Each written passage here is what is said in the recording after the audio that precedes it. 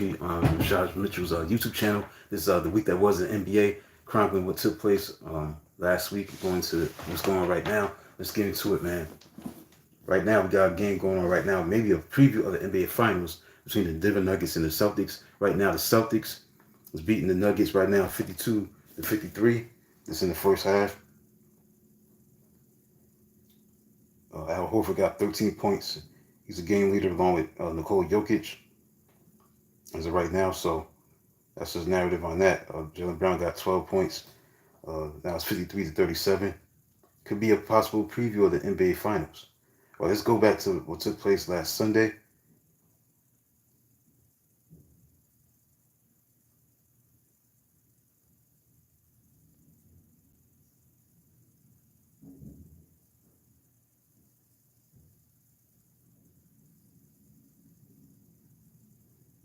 Go back to last Saturday. I think last Saturday. Did I talk about this last Saturday? I want to talk about the Lakers beating the Nuggets 123-100. That was a big win for the Lakers, snapping the Nuggets 9-game winning streak. Now the Lakers are red hot right now. They won 6 in a row, 5 in a row, and that was a big win. Luka Doncic had 32 points, 10 rebounds, 7 assists. He played excellent. Lakers usually don't win it at Denver. They usually lose a lot at Denver. They haven't won a game in Denver since 2022. It's been 3 years, so it's been a long time coming since they won in Denver. And they was able to do it, snapping the 9-game winning streak, winning 123-100. Yeah, April 10th, 2022 was the last time the Lakers won in Denver. They never trailed in this game. They had lost 13 of their previous 14 against the Nuggets. That was a big time win. But Luka Doncic stood out with 32 points, along with 10 rebounds and 7 assists.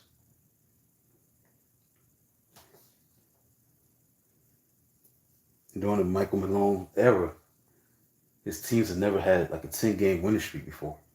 They always won less than 10 games in a row for no streaks.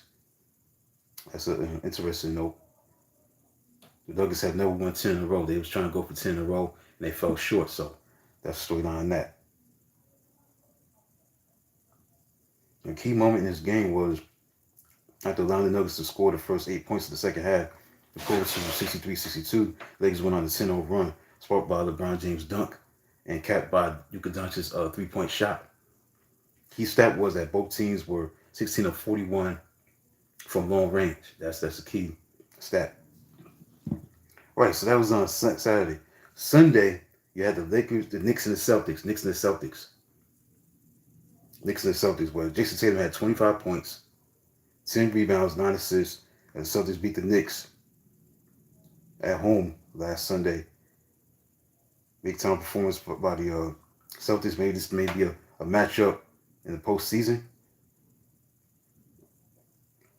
Yeah, he almost had a triple-double. Jason Tatum, 25, 10, and 9. Jaylen Brown had 24 points, 8 rebounds. 3-0 is Boston against the Knicks this season.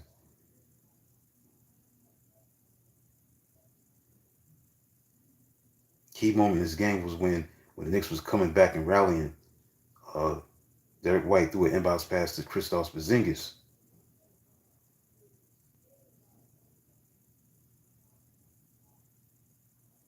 Who had a one-handed slam that brought the crowd into it during Boston's 10-0 spurt and ended New York's threat for a big comeback. Key stat was that Boston's averaging 127 points in its 3 wins against the Knicks. Because also you had the Warriors against the Mavericks last Sunday. Stephen Curry had 30 points, and the Warriors are playing pretty good right now. They're playing very, very good basketball. They did lose last night to Philadelphia, which is crazy. But they've been playing well. That Jimmy Butler trade has definitely helped out. We're going to get into Steph Curry's exploits against Orlando. He played great, 56 points, 12 rebound, 12 3-point shots. Played great. But in this game, Stephen Curry had 30 points. They had won 5 of the 6, proved the 5-1-6 trade for Jimmy Butler. And he had 18 points in his home debut. Also, they retired Andre Iguodala's number. Key moment was The Warriors added to a 17-point halftime lead with a 39-point third quarter, including a stretch of 8 straight by Curry as Golden State reached the 100-point mark before the fourth. Key stats that Jimmy Butler continued to make a difference for the Warriors with his ability to get to the line. He was 8 for 8 from the line and has attempted 55 foul shots through his first 6 games with the Warriors, and who outscored the Mavericks 20-13 from the stripe. Red Hot Pistons. It was red hot when they beat the Atlanta Hawks 148-143 as Cade Cunningham had 38 points, 12 assists, and 7 rebounds, extending their win streak to 6 games. And this was a high-scoring game, man, high-scoring affair. And defeat, Trae Young had 38 points, but 38 points for Cade Cunningham for Detroit as they won 148-143. Let's dig into this. The Pistons had shot a season best 59.1% from the field and brought to the season high in points and 148 points, what they scored. They had made 23-point shots and 43 points attempts. Tim Hardaway Jr. had 18 points. Dennis Schroeder had 16 points off the bench. Malik Beasley had 6 3-pointers made and 10 3-point shot attempts, had 24 points as well. And the takeaways in this game is that the Pistons, when they won this game, they were 6th in the Eastern Conference and continued to march toward their first playoff berth since 2018. That got to be like 6 years ago. And also the Hawks, they couldn't get enough stops. They couldn't capitalize on 11 attempt advantage at the free throw line. That was their issue. And the key moment was when Schroeder hit a driving layup while getting fouled with 33 seconds left. And his free throw gave the Pistons a 142-140 lead after 11-2 run by the Hawks put them in front. Key stat is that Cade Cunningham had 29 points, 10 assists at halftime. It was the first time in his career he had a double-double at the break. So that's one of the games that stood out last Sunday. Another good game that was interesting was the Memphis Grizzlies and the Cleveland Cavaliers, where Cleveland won 129-123. And the Cleveland Cavaliers are playing excellent basketball. They continue to do the same thing that they was doing in the first half of the season. They're playing excellent basketball. They're playing at a high level right now. The way they're playing right now is just outstanding. Simply outstanding. I mean, they blew out, they overcame a blowout against the Boston Celtics on Friday. We're going to get into that real soon. But they're playing excellent basketball. In this game, they won their 7th straight, 33 points by Donovan Mitchell, 25 points, 13 rebounds, 8 assists by Evan Mobley as they beat the Grizzlies last Sunday, 129-123.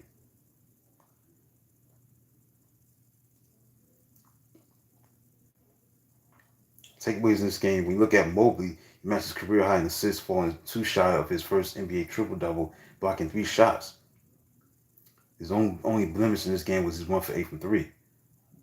For the Grizzlies, the takeaway with them was that Jackson converted a 3-point play.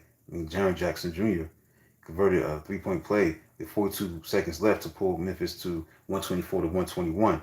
But he missed 2 free throws on his subsequent possession. All-Star scored 12 points in the fourth quarter. The key moment in this game was when there were technical fouls that was given to Desmond Bane and Donovan Mitchell when they was dying for a loose ball, fighting for a loose ball. And there were technicals that was going on with that. Also with John Morant and Tristan Thompson. After the dust up, the key stat in this game was the Cleveland Cavaliers who lead the NBA with a 39.3-point percentage, missed 22 of their first 25 attempts, with Mitchell accounting for all the makes from 3. And they finished with 47 3-point attempts, made 13. Right, let's move on to Monday. This past Monday, the week that was, the Pistons ended a long losing streak against the LA Clippers this past week. They won their 7th straight game. Cade Cunningham, 32 points, 9 rebounds. Jalen Duren had 12 points, 19 rebounds as they won 106-97. But speaking of streaks, they ended a long losing streak against the Clippers. They had lost to the Clippers 10 straight times. So Tobias Harris had 20 points. And the thing about this is that Detroit hadn't won 7 straight games. You got to go back to 2014, December 26, 2014 to January 7, 2015. And the Pistons have their best 58-game record since they were 42-16 in 2007-2008. The last year they won a playoff game, so the Pistons just coming on strong. Key moment in this game was when the Pistons led 77-75 with 150 to go. in the third quarter and outscored Los Angeles 8-0 down the stretch to take an 85-75 lead in the fourth. So the Clippers went 0 for 4 with a turnover while Dennis Schroeder had 3 points and an assist. Key stat in this game is that Bogdan Bogdanovic missed 7 of his first 10 shots, including 5 3-point attempts, and left the game midway through the third quarter with 5 fouls. He didn't have any more success after returning in the fourth quarter while going 3 for 9 from the floor and missing 6 of 7 3-point attempts.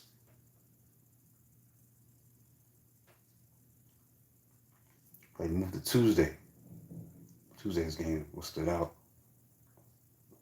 151 to 148 was the final score between Memphis and Phoenix. Phoenix just don't play any defense. It was a high-scoring game, a barn burner of epic proportions.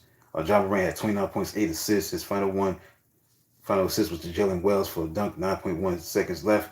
The Memphis Grizzlies closed the extra period out with a 7-0 run to beat the Suns, 151-148.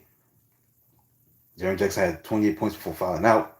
Desmond Bane had 25 points and 9 assists. And they moved to a tie for second place in the Western Conference with Denver being idle. Phoenix, despite losing this game, made some history in a sense because they had 5 players that scored at least 20 points for the first time since November 10th, 1990.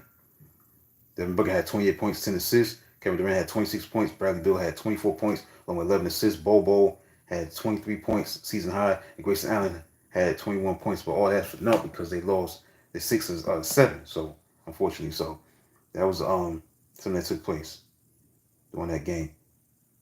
Key moment in this game was when the feed from Ransom Wells put Memphis ahead by 3, forcing the Suns' last attempts to be from outside the arc. The key stat in this game was that this game was very close throughout, with 22 ties, 23 lead changes. Phoenix had the biggest lead, 10 points in the third quarter. And obviously, the big game on Tuesday night was Lakers and the Dallas Mavericks. Obviously, Luka Doncic faced his former team. He played well. Had a triple-double, 19 points, 15 rebounds, 12 assists as they won 107-99. A big-time win for the Lakers, who's playing red-hot basketball right now. That was a big win for them. And Luka did his thing, triple-double. Then Wednesday, the Pistons made a statement against the Celtics, winning 117-97, winning the 8th straight game, as K. Cunningham had 11 assists, 21 points. Malik Beasley had 26 points. This was a statement win against Boston, who owned the Pistons for a while. Had a long winning streak against Detroit. They had won 12 straight. And the Pistons won the 8th straight, ending the 12-game losing streak against Boston. So that was a very impressive win by the Detroit Pistons. And also they had a rebounding edge, 49-33, so they did great on the rebounding end. Key moment in this game was when the game was tied at 55 at halftime. Detroit took control by outscoring the Celtics 35-24 in the third quarter. And the key stat in this game was Tatum, White, and Pritchard combined to shoot 14 of 22 from the floor in the first half, going 11 of 15 on 3-pointers. See what other games stood out.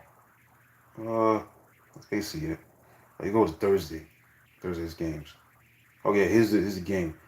The Magic, man, and the Warriors. Stephen Curry up to his old 3-point shooting prowess again, man. 12 3-point shots, man. 56 points, season high. 12 3-point shots. Outscoring Orlando by himself in the third quarter. Another great performance by him in his illustrious career of Stephen Curry. Such a game changer of a player. But better for worse, his 3-point prowess has so much unlimited shooting ability. 12 for 19 from 3.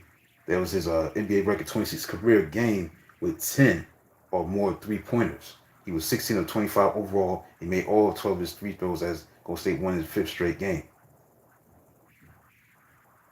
And also it was the Warriors' 7th win in 8 games since acquiring Jimmy Butler, who didn't play that particularly well. He was 1 for 7 from the field with 7 assists in 32 minutes. For the Magic, the reason why they lost this game because they turned the ball over 18 times. Many of them unforced, kept the Warriors in the game in the first half despite 64% Orlando shooting. It was the Magic's 14th loss in 20 games. And Stephen Curry, key stat for him, his career scoring high 62 points back in 2021 on January 3rd. His career high for 33 points was is 13. All right, so that's it for that. Lakers beat the Timberwolves 111 to 102. The Lakers won their fourth straight. LeBron James had 33 points and 17 rebounds. Then go to Friday. Two games that stands out from Friday. Actually, three. Let's go over those. Man, actually four. Five. Let's start with the Lakers and the Clippers. On his birthday, Luka Doncic's birthday, his 26th birthday, he had 31 points. They won a fifth straight, the Lakers. 28 points, 13 rebounds by LeBron James. Fifth straight win to make it 106 to 102 victory for the Lakers over Clippers. Lakers can be dangerous, man. They can definitely do their thing in the postseason. They just gotta play better, defense. But with Luka playing like he's playing, and the other guys, obviously LeBron James, they can be very dangerous. Very dangerous. That was a big win. Upset Jazz and the Timberwolves. That's another game I'm talking about. That was a very, very surprising loss for Minnesota. Now they didn't have the service of Anthony Edwards because he was suspended due to the technical fouls that he's been accumulating during the season, so he wasn't able to play. But they still lost the game, despite him not being out. Despite him not being in the game, they still lost. Walker Kessler had a go-ahead dunk with 9.7 seconds left to help the Utah Jazz beat the Minnesota Timberwolves to snap in their 6-game losing streak in the series between these two teams. John Collins had 29 points and 12 rebounds. Bryce Sensabaugh had 17 points. And Isaiah Collier had 14 assists. Big-time win for Utah Jazz. And then you had the Knicks beat the Grizzlies 114 to 113. Two winning teams, high-level winning teams. OG Anunoby's three-point shot with 5.3 seconds to go gave him the go-ahead win. 19 points for OG Anunoby. Jalen Brunson had 23 points.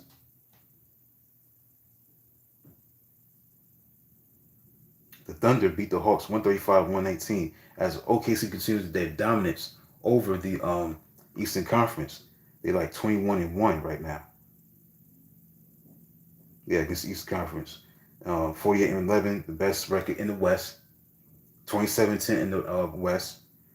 Big time performance by them. Shai Gilgeous-Alexander scored 31 points. Luguentz Dort had 20 points, including 6 3-point shots. Jalen Williams had 20 points. Then the Nuggets snapped the winning streak of Detroit 8 games in a row. Jokic had a triple-double, 23 points, 17 rebounds, and 15 assists, and 31 points by Jamal Murray as they beat the Pistons 134 to 119.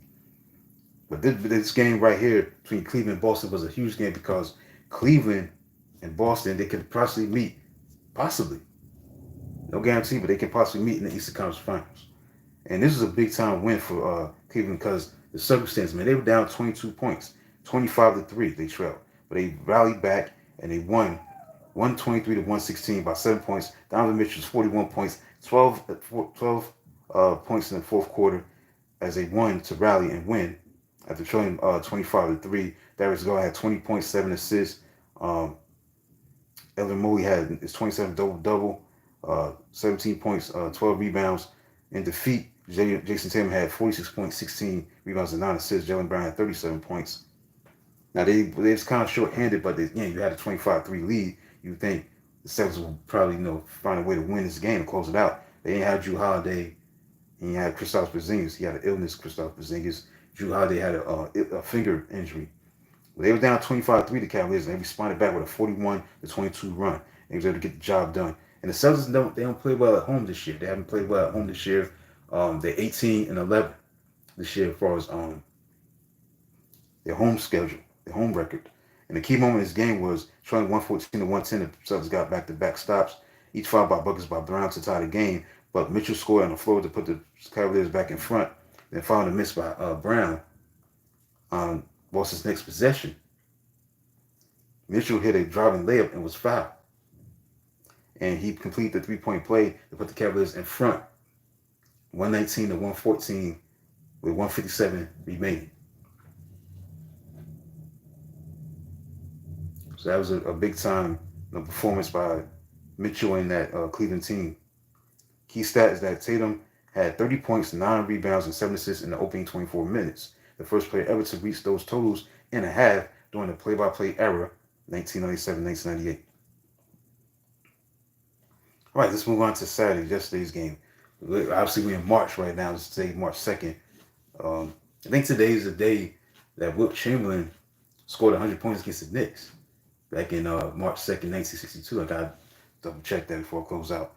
But you had 6 games played yesterday. Wizards beat the Hornets 113-100. Pistons beat the Nets 115-94. Kings beat the Rockets 113-103. Spurs beat the Grizzlies 130-128. The Bucks beat the Mavericks 132-117. A surprising scoreboard result was the 76ers beating the Warriors, man, 126-119. Now again, obviously they don't have Joel Embiid. He's shut down for the season, but they still is able to end their 9-game losing streak. The 76ers winning 126-119. Quentin Grimes had 44 points, a career high. And also Stephen Curry had his first dunk in 6 years. You know, you usually don't see him dunk. But he went up for a dunk, one-handed jam to cut the lead to 109-104, 6 out of the lead. Kelly Oubre Jr. had 20 points. Gershon Yabusele had 18, 17 points, 77 rebounds by Paul George. As Philadelphia improved to 21-39 win their first game for the first time since February 4th against Dallas, because they had a 9-game losing streak. So they're not used to winning. Jimmy Butler didn't play in this game. So there were times when Golden State got slighted with the ball. Obviously, this was the first game for the 76ers to take away. On their side, Joel Embiid has been shut down due to his left knee injury. And the other point players stepped up. Grimes, Oubre, Yabusele, they played great despite Maxey and George struggling in this matchup. Was them struggling in the game, other guys stepped up for their supporting cast. The key moment in this game was after Golden State tied it at 116 with 2 minutes left. Grimes drove to the basket to give Philadelphia the lead after Moses Moody missed at the other end. Yabusele drilled at right corner 3-point shot to increase the lead to 5. Key stat was Grimes' career high previously was 36 points a couple years ago on April 5th against Indiana. No, for New York against Indiana, excuse me. All right, so that's basically it. So today you got games today. Right now the Celtics are leading 61-48 at halftime against the Nuggets. Christian Braun has a team high 16 points for the Denver, and Jaylen Brown has 15 points for the Celtics. That's at halftime, 61-48 in favor of the Nuggets. You got Trailblazers against Cavaliers today, Bulls and Pacers, Knicks, Heat, Magic and Raptors, Thunder, Spurs, Pelicans, and the Jazz. Timberwolves against the Suns, and the Clippers against the Lakers. Let's look at the standings. Cleveland has won 9 straight, 49-10. Boston's 42-18. Knicks are 39-20. Milwaukee 34-25. Indiana's 33-25. Detroit 34-27. Miami's 28-30. Orlando 29-32. And Atlanta 27-33. Chicago's 24-36. In the Western Conference, OKC is 48-11. They won 2 in a row. Lakers are coming on strong, man. They got the 3rd spot right now. They're looking really good, really good. They won 5 in a row. They right there, number 3. Number 2 is Denver, 39-21. OKC's 48-11. But the Lakers are coming on strong. Watch out for the Lakers, man. They're in 3rd place. Memphis is 38-22. Houston's 37-23. Clippers are 32-27. Golden State's 32-28. Sacramento's 31-28. Minnesota's 32-29. Dallas is 32-29. So we got a very interesting Western Conference as we get into the down the stretch we come kind of thing when it comes to the NBA playoffs. It's right around the corner. So that's it, man. That's it for today. Let me get into the stats real quick. Gilgeous Alexander, he leads the league in scoring, 32.3. Trae Young is the top assist man, 11.4. Curry's the top 3-point maker, 4.5. Sabonis of Sacramento's 14.1 rebounds. 3.8 block shots, Wembanyama. Dyson Daniels is the top steal guy with 3 steals right now, as of right now. 3 steals. Dyson Daniels. Unbelievable. All right, so that's it, man. That's it for today, man. Hopefully you enjoyed the week that was the NBA. as we go down the stretch. It's March, and we're gonna have a great time. Have a great time breaking down the season that was as we get close to the playoffs. I'm definitely gonna be doing the week that was in the NBA when it comes to the playoffs. Definitely, when playoff time comes, the play-in, all that other stuff, whatever it is that's playoffs driven, I'm gonna be talking about it on my YouTube channel about the week that was in the NBA. See to go down all the stuff that went on with the NBA regular season, postseason, NBA finals, and all that stuff. So this gonna be just for the regular season, but gonna be for the postseason as well. So I'll be back tomorrow for Pastor Books with Rashad Mitchell. Get into the Word of God, get into Lamentations chapter 3, 4, and 5, and then get into the top 30 greatest sports conspiracy theories of all time. Number 26 is going to be about the Duke UNLV matchup in 1991. Did UNLV throw away that game? That was a team that had Larry Johnson, Greg Anthony, Stacey Augmon. That team was loaded. You know what I'm saying? Anderson Hunt, Jerry Cartanian coaching that team against that Duke team that had Leitner and Hurley and obviously Grant Hill. Right, successfully coaching that team. The question is, did they throw that game away? UNLV, they was undefeated, they hadn't lost all year. They had a long winning streak. So I'm going to go over that, number 26, conspiracy theory. So be in tune for that tomorrow night.